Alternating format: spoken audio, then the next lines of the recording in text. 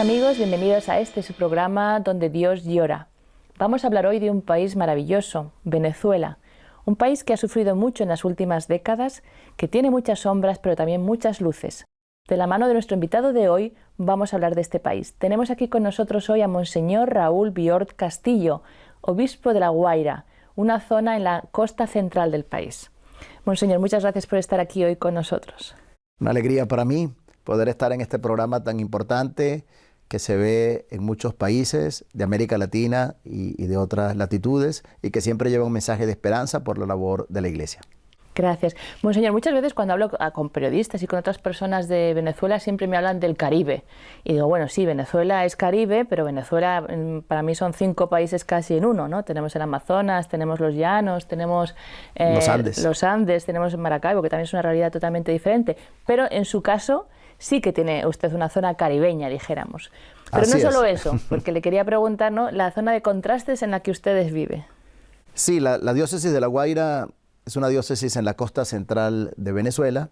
Tiene unos 200 kilómetros de extensión sobre el mar Caribe y el promedio de ancho del estado son 6 kilómetros. Es una franja pues muy estrecha, pensar casi como un Chile, ¿verdad? Pero nosotros estamos paralelos al mar Caribe. Delante tenemos la playa, detrás tenemos unas montañas que alcanzan a 2.700 metros. Por lo tanto, es una zona bien diferenciada porque podemos pasar en un mismo día de celebrar una misa a 2.000 metros a estar en la playa que tiene pues ese calor del Caribe. Una zona que además tiene pueblos de pescadores en los que llegamos por pequeñas canoas o lanchas, y zonas también de montaña donde pues se cultiva la tierra y una gran ciudad que es la ciudad de La Guaira, que es periferia de Caracas porque estamos detrás de Caracas. Es decir, tiene usted una realidad también tan rica como es el país mismo de Venezuela. Tiene la zona pesquera que dice, las islitas también, incluso creo que los Roques. Los Roques. Una parte preciosa que yo desgraciadamente no conozco, pero que dicen que es un paraíso en la tierra. Y luego, como dice usted, 2.000 metros, zona de montaña, que nos recuerda ya también a otras totalmente también de carácter, de cultura, de sociología muy diferente. ¿Cómo es entonces la misión de la Iglesia en un país, en una zonita del país tan diferente? Sí, la misión de la Iglesia es acompañar a la gente que vive realidades distintas y que tiene culturas diferentes. No es lo mismo los pescadores que todos los días salen al mar a buscar su sustento, que viven a orillas pues, del mar Caribe, que aquellos campesinos que están, depende un poco la altura, porque en el trópico depende de la altura, que están a 1.000 metros, que están a 2.000 metros. Es una realidad, la realidad de La Guaira, de una ciudad que creció por ser periferia de Caracas, la gran capital, y por tener también el puerto y el aeropuerto principales del país. Mucha gente que vino buscando pues oportunidades para realizarse. Atendemos esta realidad con 45 sacerdotes, unas 50 religiosas, 10 diáconos permanentes y a través de unas 27 parroquias y unas 140 capillas para estar más cerca de las comunidades. Una cosita que usted también además es miembro directivo, dijéramos, de la Conferencia Episcopal de Venezuela desde hace bastantes años, así que también conoce mucho la realidad de todo el país. Una cosa que a mí me llama mucho la atención en Venezuela, también en otros países, pero específicamente Venezuela creo que es más que en otros países, ustedes son tierra de primera evangelización, de muy primera evangelización, pero tienen zonas del país que todavía están quizá en proceso de evangelización. Sí, la historia de Venezuela y la historia de la evangelización nos los demuestra. La evangelización en Venezuela comienza desde Santa Fe de Bogotá y por lo tanto los estados que están andinos, que están más cerca de Colombia, fueron los primeros en recibir la evangelización. Los estados de Táchira, de Mérida, de Trujillo, de Barinas. Luego la evangelización, la primera ciudad fundada y la primera diócesis en el continente americano fue la diócesis de Coro, que fue fundada, la ciudad fue fundada en 1527 en la costa occidental. Y de ahí entonces luego fue trasladada a Caracas. Caracas como tal es posterior a la evangelización.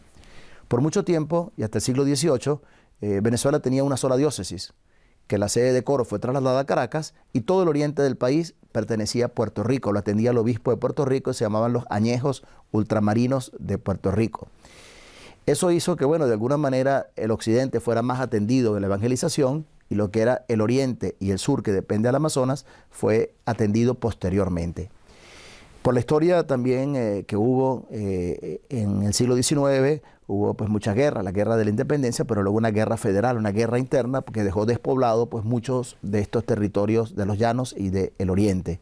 Eso hace que sí, que las iglesias están más consolidadas, las iglesias que están al occidente y las iglesias que estamos en la costa, en el oriente y en el sur, son iglesias pues más nacientes. También hemos visto que en el siglo XIX había solo 6 diócesis, ahora somos 42. Hay algunas diócesis que han ido naciendo y también pues por la migración interna que ha habido, yo lo veo desde mi misma diócesis, que en 8 años que estoy en La Guaira como obispo, ya hemos bendecido 6 iglesias nuevas y estamos construyendo otras 5, porque la gente pues siente necesidad de tener su capilla, de tener su parroquia. Hay realidades nuevas en las cuales es necesario construir iglesias, algunas grandes, para poder atender a toda nuestra gente. Uh-huh. Usted también creo que tienen templos también muy antiguos, ¿no? De las primeras, y una cosa también que me parece importante, es cierto que en Venezuela en estos momentos están pasando una situación difícil en todos los niveles, y de salud, de alimentación, pero una de las cosas que en los últimos años también se está dando bastante es que estos templos muy muy antiguos, de la edad del siglo XVI, XVII, se están viniendo abajo. Y yo creo que usted también tuvo que hacer un esfuerzo grande porque son edificios, sí, pero también es historia, es cultura, es arte, entonces... Sí, llama la atención que la mayoría, por no decir la totalidad de las fiestas populares, todas están vinculadas a la iglesia, porque la iglesia estuvo presente desde el inicio, en la fundación. De hecho, La Guaira se llama San Pedro de La Guaira, fue fundada el día 29 de junio de 1589 y poco después, en 1611, la parroquia. Y tenemos ya en 1634 pues cofradías y la construcción de templos y también el haber traído algunas imágenes que tenemos ya con 400, 500 años. Algunos de estos templos, especialmente en el centro del país, en los llanos, pues son del siglo XVII. En La Guaira los más viejos que tenemos son del siglo XVIII, pero ya con más de 250 años necesitan pues un mantenimiento importante. De manera particular en La Guaira hemos querido remodelar la catedral, porque bueno, es un símbolo y la importancia que tenía, un templo inaugurado en 1847. Y estamos también remodelando ahora la Ermita del Carmen, que fue comenzada en 1770 e inaugurada en 1810. Y que claro, estando en una zona delante del mar, necesita un mantenimiento especial. Pero sí tenemos un arte sagrado que ha dejado la iglesia en su primera evangelización como una catequesis y que es un patrimonio cultural y que por lo tanto también tenemos que renovar, porque en el fondo define también nuestra identidad. Los templos, pero sobre todo las tradiciones, que son lo más bonito. Ahora hablaremos de eso, pero simplemente también, porque yo sé que no solamente en La Guaira, en San Carlos se cayó el techo de la catedral, o sea, ustedes tienen una tradición muy rica, pero por la situación del país últimamente casi se ha convertido. Nos costaba bastante. En San Carlos, por ejemplo, una diócesis que acaba de cumplir sus 50 años, ha tenido que intervenir varios templos en el Tinaco, en San Carlos mismos, porque sí, necesitamos mantenerlo, porque son una tradición viviente, y por lo tanto agradecemos a todas las organizaciones, también como la ACN, la Ayuda a la Iglesia Necesitada, que nos ha ayudado, también con aportes internos, a poder hacer el mantenimiento importante, sobre todo pues de los techos, de las paredes, y tener que nuestras iglesias, que son un símbolo, continúen siendo pues esa tradición viviente. Hablemos ahora de eso, de las costumbres y tradiciones, porque en su diócesis también, como en otras, pero creo que se encuentran esos pueblos, esas culturas tan diferentes como es quizá la descendencia hispánica, con tradiciones evangelizadoras también de la época, y la tradición afrodescendiente. Cuéntenos un poco, 2 o 3 cositas así interesantes, porque yo creo que es una riqueza que incluso en muchos otros países no se conoce, y desde luego en Europa ya casi se ha olvidado muchas de estas tradiciones tan bonitas. Sí, en América Latina, en muchos lugares, tenemos estas tradiciones de la religiosidad popular que expresan también una cultura, como la religión ha entrado dentro de esa alma profunda del cuerpo del pueblo y se ha hecho cultura. Por ejemplo, esta semana hemos celebrado el Corpus Christi. Tenemos una tradición muy linda que se llama los Diablos Danzantes. El día de Corpus Christi, pues muchas personas del pueblo se visten de diablos, con unas máscaras pintadas muy bonitas, con esos cuernos, con esos colores, se visten de distintos colores y ellos están bailando por las calles. Pero cuando sale el Santísimo Sacramento después de la misa, los diablos se postran para adorar al Santísimo Sacramento e inicia una procesión por el pueblo donde va el sacerdote o el diácono con el Santísimo y detrás van los diablos tocando sus campanas y bailando. Una tradición que es fruto de esa primera evangelización, los autos sacramentales, de expresar la fe a través de representaciones. ¿Y qué quería representar esto? Que el mal anda bailando, anda danzando, anda reinando por el mundo. Pero cuando sale el Señor Jesús, cuando sale Dios, el bien siempre vence al mal. Por lo tanto, qué bonito es saber que en Naiguatá, por ejemplo, son unas 1.500, 2.000 personas que se visten de diablos para danzar en esa procesión de 3-4 horas.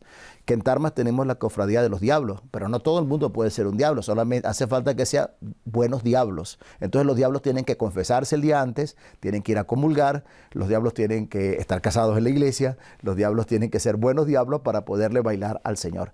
Eso también se realiza en Yare, por ejemplo, en la diócesis de Los Teques y en otros pueblos, pero que es una tradición muy bonita que indica precisamente la importancia de la Eucaristía y que la Eucaristía es un alimento que nos permite vencer el pecado, las tentaciones y el mal. Esa es una de las tradiciones más bonitas. Yo también recuerdo, porque he tenido la suerte inmensa de haber estado en su diócesis el día de San Pedro, que hay unas procesiones también donde se bailan, ¿no?, los santos, San Pedro y San Juan. San Pedro y San Juan son dos tradiciones pues muy bonitas. Estas tradiciones tienen que ver con la religiosidad de los afroamericanos y están muy ligadas pues al toque de los tambores. A San Juan se le baila toda la noche. San Juan es un día importante, es el 24 de junio y es el día más largo del año, es el día en el hemisferio norte, del cual también Venezuela estamos un poquitico al norte, pero es también el día más largo del año.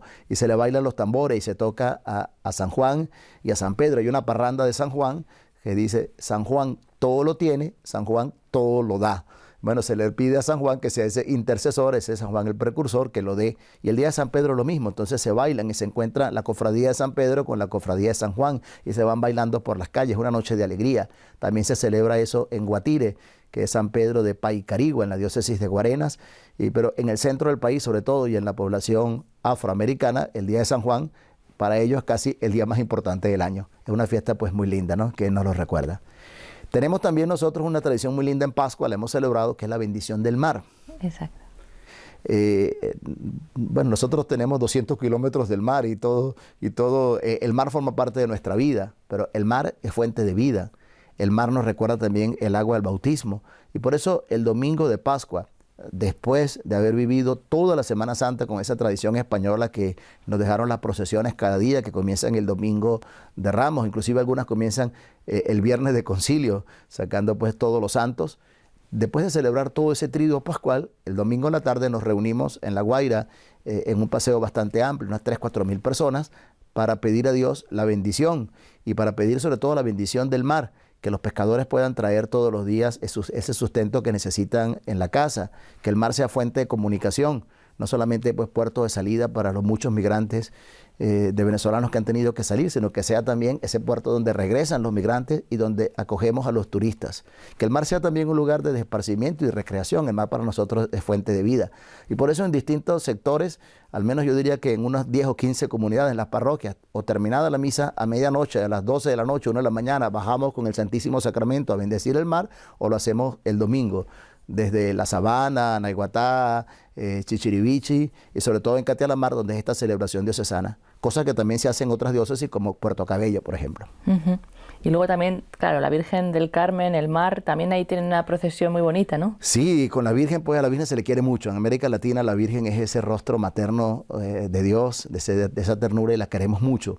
Tenemos la Virgen del Carmen en la zona de Catialamar. Ahora se celebra el 16 de julio y el día después se sale en procesión con varias barcas y se le lleva pues a pasear, como si vamos a llevar a pasear a la Virgen, que siempre está en la iglesia, pues hay que sacarla a pasear por el mar.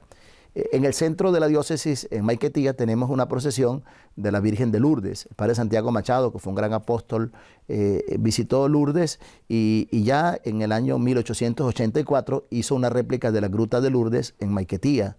Hizo una plaza pues muy bonita e inició una peregrinación muy simpática que ya desde 1884 tiene más de 130 años, que es el caminar con la Virgen desde Caracas, que está a 1000 metros, subir a 2000 metros en la montaña y bajar hasta el mar.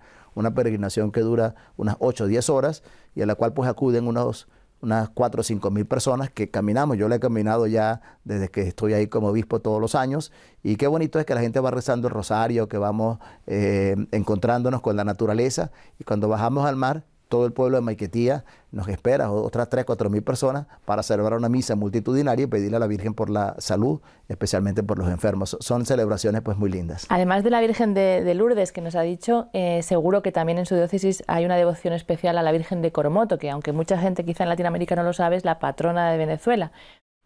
También se venera a la Virgen de Coromoto, ¿no? Sí, la Virgen de Coromoto se le apareció un indígena Coromoto en Guanare, pero pronto se extendió a toda Venezuela. Una prueba es que en Naiguatá, que es un pueblo de la costa de La Guaira, tenemos una reliquia, lo llama la gente, es una pequeña piedra en la cual las vetas de la piedra reflejan esa imagen, la misma que apareció en Coromoto. Una reliquia que es conservada con mucha devoción en el pueblo. Tenemos un documento histórico a partir de una investigación que hemos realizado este año que nos hace ver que en 1772, cuando el obispo Mariano Martí hace esa visita a toda la diócesis de Venezuela, una visita pastoral que le ocupó por casi 10 años, va a ese pueblo y encuentra que ella estaba en un relicario con sus andas para llevar en procesión, y que esa devoción ya estaba acendrada. Quiere decir que una devoción que tiene 300 años en este pueblo de Naiguatá, y a esta virgen indígena se le recuerda pues con mucho cariño. Eso hace ver también esa fusión de mestizaje entre una presencia afroamericana muy importante en la costa central, pero una presencia también indígena que le da pues muchos de estos nombres como Naiguatá, como La Guaira, y que está presente ahí. Y no podemos olvidarnos de la Virgen del Valle, porque si no, estoy segura que la gente de la costa de Venezuela se sentirían un poquito abandonados, porque creo que es una devoción también muy bonita. Sí, es una devoción pues muy bonita, la devoción de la Virgen del Valle, que tiene su santuario en Margarita, pero que todos los pescadores margariteños se han llevado por toda la costa oriental y central de Venezuela, especialmente en Los Roques, que es un archipiélago muy lindo de unas 300 islas, donde tenemos una capilla y una presencia continua de sacerdotes, diáconos y religiosas. Tenemos esta devoción. El 8 de septiembre se le lleva a pasear por las islas. La última vez pues que pude estar acompañándolos ese día, pues la procesión duró 4 horas, y eran unas 200 lanchas, canoas, pues toda la gente cantándole a la Virgen del Valle, que es la que protege a los pescadores. De manera pues que así, la presencia tenemos de la devoción de la Virgen bajo distintas vocaciones. Los Roques tiene a la Virgen del Valle, Naiguatá tiene a la Virgen de Coromoto, Maiquetía tiene a la Virgen de Lourdes, y todo el occidente de la diócesis tiene a la Virgen del Carmen. Quiere decir, en el fondo, es la misma Virgen, la misma mamá que está siempre presente de tus hijos. Y toda esta devoción mariana, pero también lo que hemos hablado antes, creo que se refleja muy bien en el escudo que tiene la diócesis. Yo creo que es un escudo muy bonito y quiero que os lo explique un poquito, brevemente, las 4 partes creo que tiene. Lo vamos a enseñar y usted nos va contando un poquito la simbología. Sí, dentro de la celebración de los 50 años quisimos elaborar un escudo que reflejara la identidad de la diócesis, y en sus 3 campos pues coloca los elementos que nos definen. Las llaves de San Pedro, porque la ciudad fue fundada el 29 de junio de 1589 bajo el patrocinio de San Pedro, que es también el patrono de la catedral y del seminario y de la Fundación de Caridad. Entonces, por lo tanto, las llaves nos recuerdan a San Pedro y nos unen también con el Papa. Es bien importante pues esa iconografía que tenemos de una nave que está llegando, que llega pues al puerto de La Guaira, al mar, y las montañas que tenemos nosotros detrás, y que de alguna manera nos ayudan. Y en el otro campo tenemos el sol del estado de La Guaira. Ahora se llama La Guaira, por muchos años se ha llamado el estado Vargas. Ciertamente estamos en el Caribe y tenemos un sol radiante. Pero el sol también recuerda a Jesucristo, que es el sol que nace de lo alto para iluminar a los que están en tinieblas de muerte. Entonces, para nosotros en el Caribe, el sol, el que lo vemos siempre con tanta claridad, nos recuerda pues la presencia de nuestro Señor Jesucristo. Y con los otros campos, como explicaba antes, las llaves de San Pedro y el mar y las montañas, nos hacen ver que estamos al servicio. Y debajo están las palabras de creación de la diócesis de La Guaira, con la cual en 1970 comenzamos a hacer una iglesia local con un rostro propio. Hablando de la iglesia en concreto, creo que también poca gente sabe que la iglesia en Venezuela también ha tenido fases muy difíciles, incluso de persecución en el pasado. Sí, el siglo XIX fue muy difícil para la iglesia en Venezuela, y eso ha configurado a que nuestra iglesia es una iglesia pobre en estructura, porque fue privada, fue depauperada de muchos de sus bienes, pero sobre todo fue depauperada de los agentes pastorales que eran los sacerdotes. En el siglo XIX, por distintas guerras internas y ante la llegada de algunos gobiernos liberales como el de Guzmán Blanco, fueron expulsados los obispos de Venezuela. Un momento que Venezuela quedó sin obispos. Fueron exiliados los obispos de Venezuela. Fueron cerrados todos los seminarios. El obispo de Mérida tuvo que fundar un seminario en Curazao, que estaba siendo territorio holandés.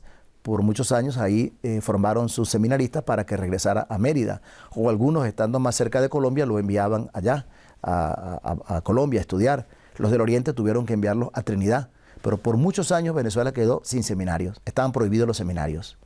No solo, sino que también fueron suprimidos los conventos.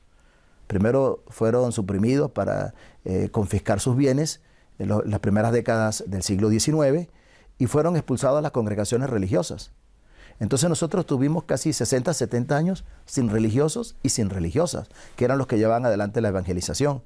De manera que al final del siglo XIX, Venezuela se encontraba con muy pocos agentes pastorales, muy pocos sacerdotes, y especialmente en todo el oriente y el sur no había sacerdotes. Pensar todo el estado de Anzoátegui, en el cual hoy hay dos diócesis y unos 80 sacerdotes, que no había sino un solo sacerdote para todo ese estado. Entonces eso hizo que ciertamente en los llanos, en el oriente y en la costa haya sido más difícil la presencia de la iglesia.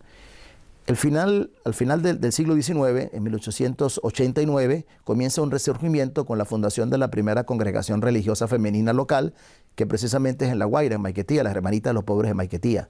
Y en esa década se fundan 5 o 6 congregaciones venezolanas femeninas: las franciscanas venezolanas, las agustinas venezolanas, las dominicas venezolanas, las hermanas lurdistas, y comienza, el gobierno permite que entren, que regresen las congregaciones. Entraron primero los capuchinos en 1891, los salesianos en 1894, y a partir de eso las primeras décadas del siglo XX están entrando las congregaciones y comienzan a multiplicarse las diócesis.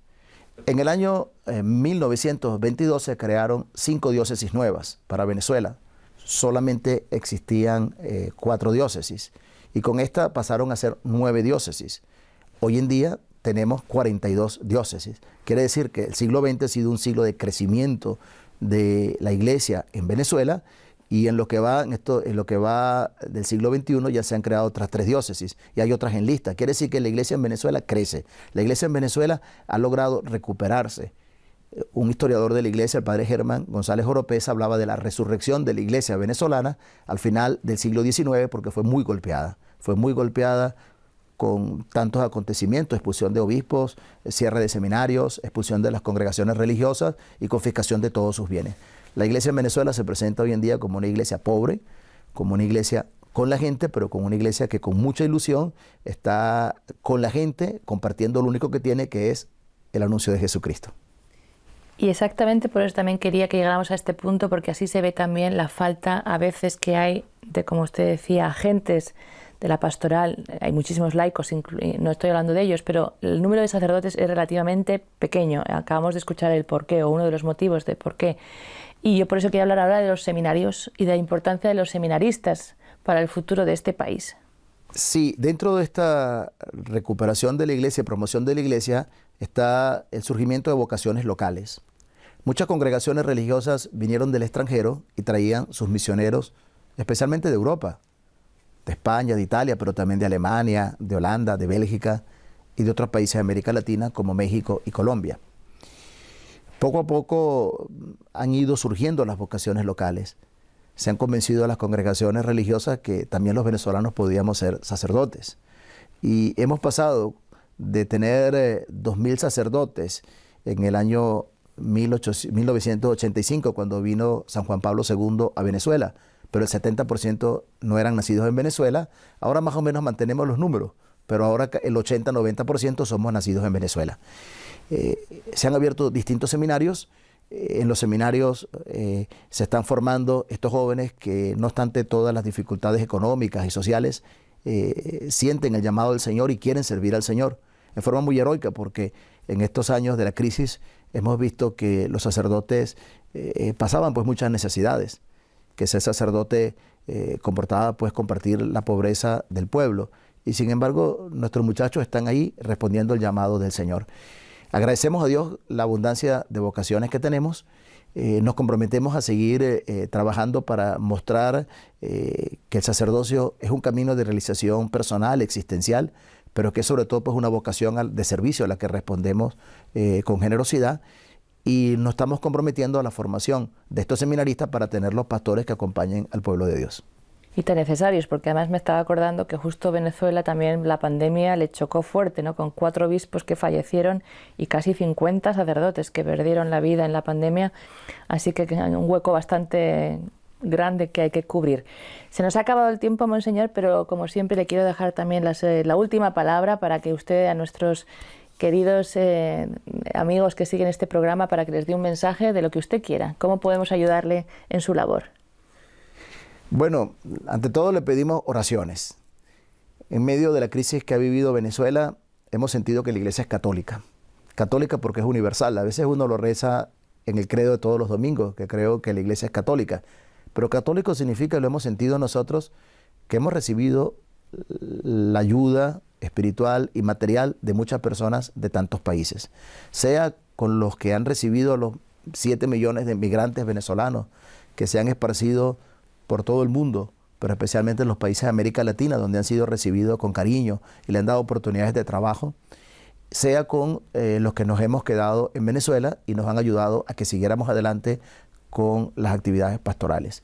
Agradecerles, por lo tanto, toda la ayuda y cercanía que hemos tenido y pedir que nos continúen ayudando para que podamos recuperar la confianza en nosotros mismos, resolver los problemas internos a través de una necesaria reconciliación que permita una paz social y política y permita establecer estrategias que permitan la recuperación también del país para que siga siendo un país de oportunidades, como siempre lo fue Venezuela, que recibió migrantes de todas las partes del mundo. Y que esta experiencia que hemos vivido, experiencias duras, nos hace ver, bueno, en la Biblia también ha habido años flacos de vacas flacas y años de vacas gordas, ¿verdad? Cuando uno pasa esta necesidad, como hemos pasado nosotros, aprendemos muchas cosas. Pero lo primero que aprendemos es que Dios nunca se olvida de nosotros. Este programa se llama Donde Dios llora, pero yo puedo decir que donde Dios llora es donde sonríe más.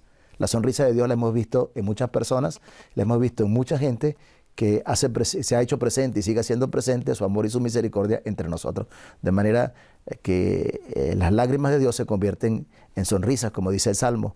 Al ir, iban llorando, llevando la semilla, al volver, vuelven cantando, trayendo sus gavillas. Muchas gracias, Monseñor. Muchas gracias por este mensaje de esperanza que resume realmente la intención de este programa. Y muchas gracias también a ustedes, queridos amigos, por haber seguido su programa Donde Dios llora. Y si desean ayudar a la Iglesia en Venezuela, en La Guaira o en cualquier otra parte del mundo, no duden en contactar con nosotros. Muchas gracias, que Dios les bendiga y hasta la próxima semana.